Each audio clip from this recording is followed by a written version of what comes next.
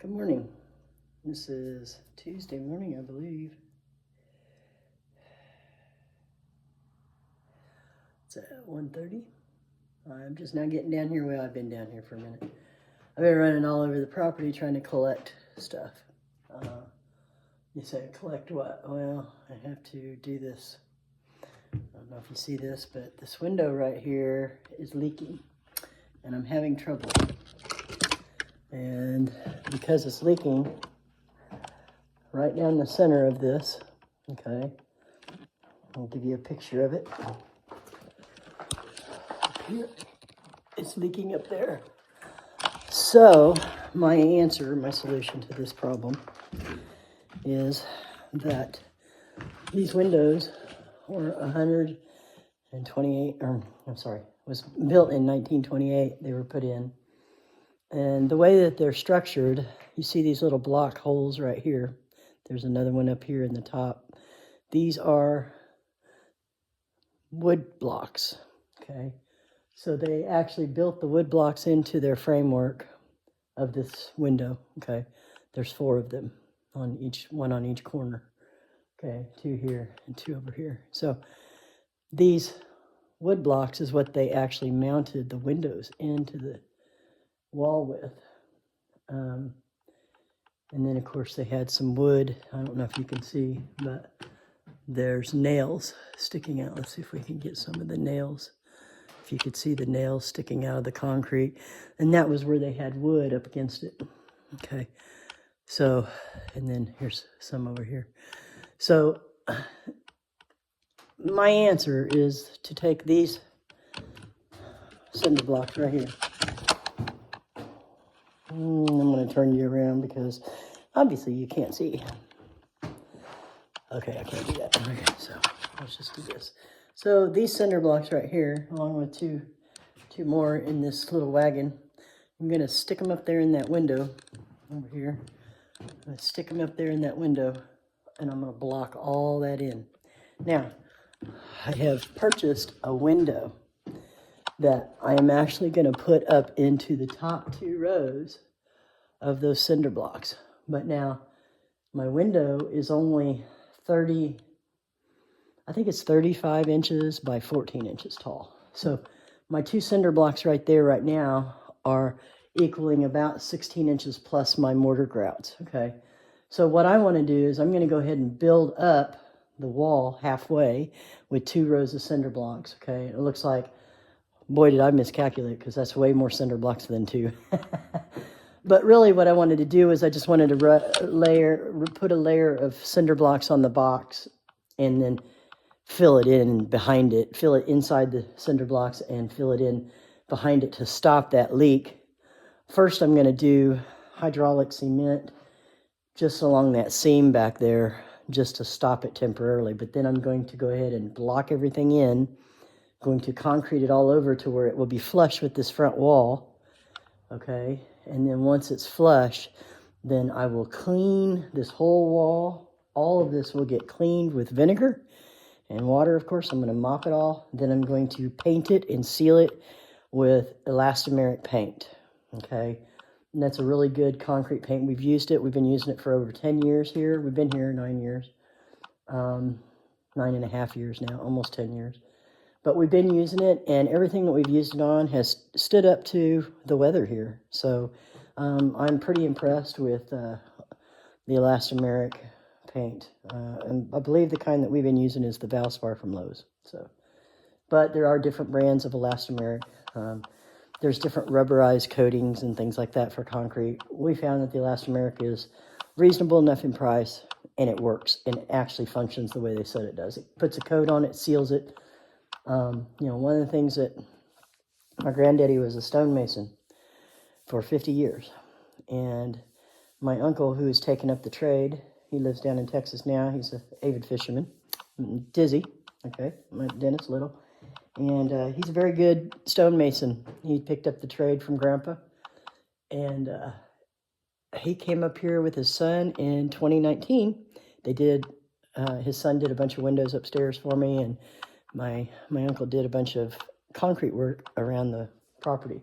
But one of the things, and this is what I was getting to, one of the things that I was getting to about this is he came up and he told me, he says, I said something about, well, concrete's really hard, you know, it shouldn't leak water or whatever, you know, and he just laughed at me. He said, no, sis, you know, concrete is very porous material and you need to seal it.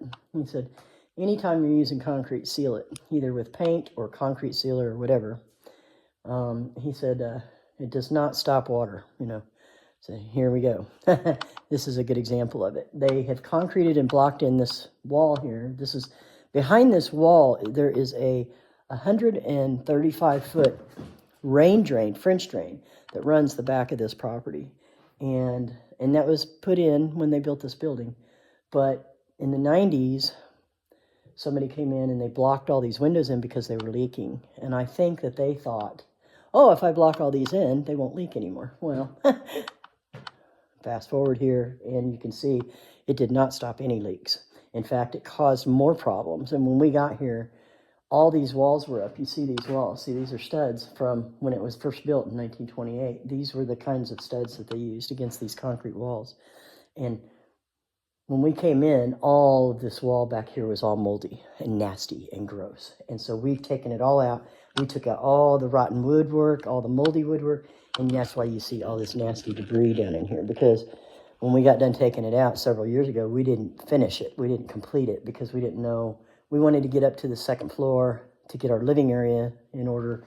And so we just didn't complete it down here. But it is still leaking, and we didn't know it was still leaking. We thought that when we took the wall out and we did all this, we thought, and I think we even put a little bit of cement up in there or something. I don't remember. But anyway, point is, we got to fix it now. So what I'm going to do is I'm going to try to clean out some of this debris, get this scaffolding up over here by the window, okay?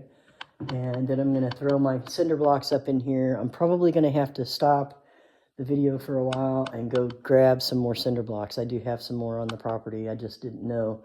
And I see I've got 1, 2, 3, 4 up there. So, yeah. So, and I don't need to do, I don't necessarily need to do 4.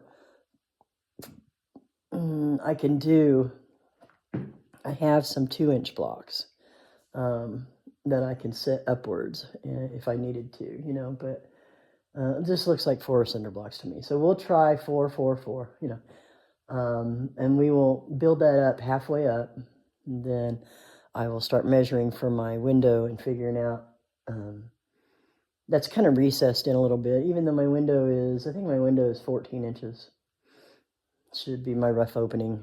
I'm pretty sure I got plenty of room. I'm going to have to put a framework around this opening when I get it done. Now, I'm not going to cut it out right now. I'm not going to, I have,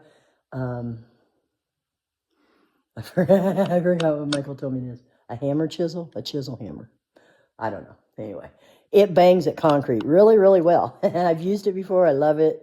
It works with a compressor. So I'm going to actually take that stuff out when I'm ready. It's cold outside. So for right now, and when I say cold, it's like 55 degrees. But it's supposed to be freezing in the next couple nights. And so I don't want to open that up unless I'm absolutely sure I can get that window in the same day. It's already, you know, I'm already at 2 o'clock in the afternoon. That's not going to happen today. So I'm not going to tear that concrete out just yet. I want to build this up first, get this set first, and then I will take the chisel hammer and I will get that rest of that block out of there in order to put the window in.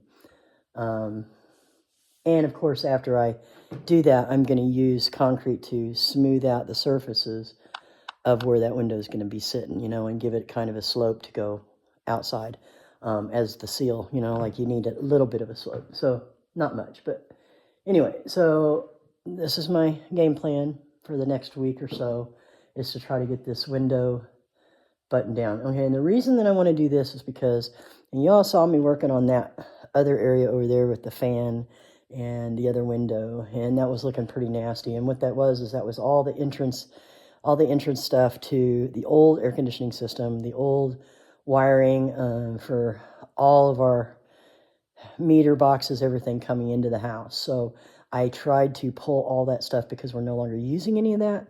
and we're putting in all new systems, and it's all going to come into a different area down here. So I don't need any of that anymore. So I'm trying to close all that off. And also I have this window here, and then I also have this window here. And as you can tell, see, there's my rain drain on this side. You can see it's open here. Okay, there's no block back there, but the block that you see is about 2 feet back. Okay, because that's part of my rain drain. But this side over here has actually been blocked in. Let me see if I can open this up and show you. They blocked it in. I don't know if you can see that up in there, but they blocked it in just like they did on the other window back there. And then we have another window here, and this is, and you can't see it, I apologize, I don't have any light in here. Let's see if I can get my phone. Where's my phone? Hey, I got a phone. It has light. Okay. So again, we have another window in here. This has been blocked in as well. Only they didn't just block it in. They also added a fan on this side. And then, as you can see here, they blocked in that area too. So this is dry. This window and this area and this whole room is actually stayed dry. Some of this other stuff over here has not. This is the room as I'm walking through. So here's the window that we started at that I've been working on, and this is where all the entrance of all of our electric and all of our meters, and then of course it goes over to this side where there's that nightmare of a bunch of furnaces in there. I actually have 4 propane furnaces that I'm trying to sell on Marketplace. Of course, I haven't gotten any hits on it, and you know, some people have told me that I'm asking too much, but these are 120,000 BTU, 5-ton furnace HVAC units, forced air units, sorry. And I have 4 of them, and I'm no longer using them because I'm putting mini splits all the way down here, all on the bottom floor down here. Plus, I have, let's see here, I'm gonna go back here. I'm going to the living room now. I call it the living room. I have this beautiful fireplace here, and I'm gonna get that fireplace up and running. I was told by some previous owners that fireplace, it's got a heatilator in it. You see the heatilator? See the little box heatilator thingy? Right here. So when this is running, that thing pumps out air. So when it gets hot, it blows out air, and it blows out all the hot air out into this room. And I was told by the previous owners that this fireplace, he said it actually heats up most of the building, the entire building. We got 3 floors here at 15,000 square feet. And he said this thing will heat up most of the building except for the outside rooms on the 2nd and the 3rd floor. And what he did was he put in base electric heaters, to help offset that heat, you know, in those rooms, in those particular rooms, and on the ends of the building. But otherwise, I want to get that fireplace going because I know that will help offset all the heat down here. Summertime, I'm telling you, the concrete down here, I love this building in the summertime. It is so cool in here. You get a breeze going through, even if it's 100 degrees out. I'm not kidding you. It is nice in here because all this concrete and cinder block. Well, okay, so we have, like I have right here, I have this nice, beautiful column. This column is a 1 foot by 1 foot column. And I have 13 of them. I have across 130 feet. They run I have 10 of them, sorry. I think I have 10 of them. They run across 130 feet, and that's every 13 feet. So we start in this building, we're starting on the 1st floor here. So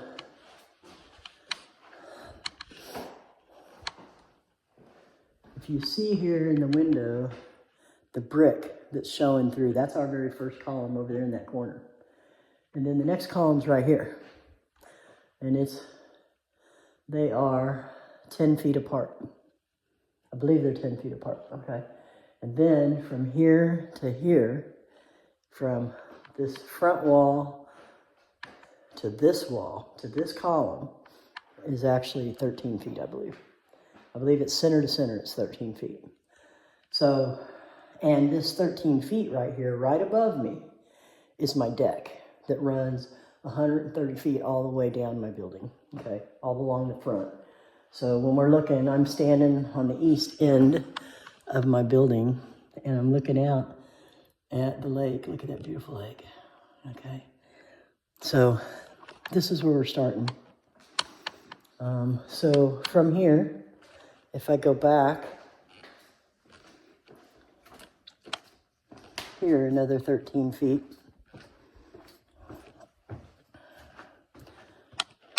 There's my next column, right? I don't know if you can see it here. I don't think you can see it. The green wall right there. Let's come back this way. Maybe you could see it better this way. Here we go. That green wall right there is my other column. So I got 1, 2, 3 columns from the front to the back. Okay.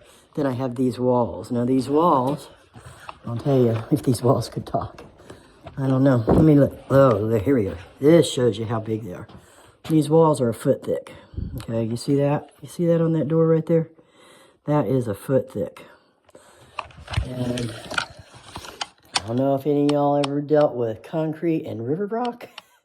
Let me tell you, that's some hard stuff. Hard stuff to get through. So you'll have to wish me lots of luck on this one. No, I really don't need to chip out or cut away any of the original concrete that was built with all that river rock. In this case, this is all I'm just adding to and building it up and pulling it out to make it the foot thick, you know. And then I'm planning on putting a little window up in there that I just got yesterday at Lowe's. So I'm going to get started here today. I was going to try to talk today a little bit about the history of the building and about, you know, the history of what I've been doing here, what we've been doing here, and how things are working, and, to give everybody a little heads up on what's going on here. Okay, there we go. Bye.